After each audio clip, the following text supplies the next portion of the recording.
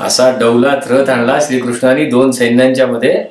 अर्जुन सुद्धा रुबाबात उभा धनुष्य घेऊन छाती काढून. पण पुढे आला आणि काय दिसलं? आजोबा रे उभे. पाणी आलं रे डोळ्याला अर्जुनाच्या.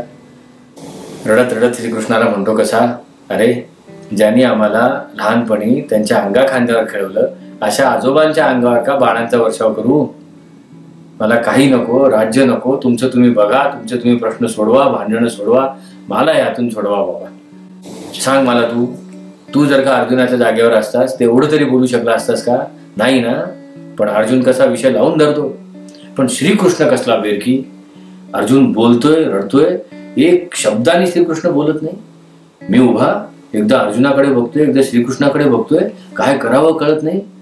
एकदा वाटलं होतं जावं अर्जुनाच्या मदतीला, पण थांबलो. हा मध्ये उभा, काय करेल सांगता येत नाही, श्रीकृष्णाचा नेम नाही. सगळा पहिला अध्याय गीतेचा संपला. श्रीकृष्ण काही बोलत नाही.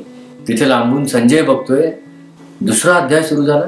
10 श्लोक संपले तरी हा काही बोलत नाही. 11व्या श्लोकात मात्र श्रीकृष्ण बोलला, होश झाला. पण बोलला तर बोलला कसा?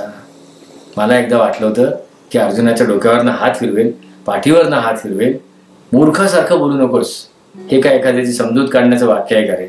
मला वाटलं होतं बरं का श्रीकृष्णाला जाऊन सांगावं, अरे पोरगा घाबरलाय, भिदरलाय, स्वतःच्या आजोबा समोर दिसतायत आणि तू हे काय चालवलंयस. पण सांगतो कसा, अशोचान अन्वशोचस्त्वम प्रज्ञावादांश भाससे गतासून गतांशुंश नानुशोचंती पंडिता. बोलतोयस तर बोलतोयस मूर्खासारखं, परत वरती पंडितांचं आव्हानतोस.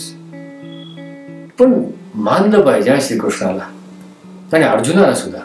जशी जशी गीता पुढे जाते, पहिला अध्याय, दुसरा अध्याय, तिसरा, चौथा, 5वा, 6वा, काय सुंदर संवाद होतो या दोघांचा.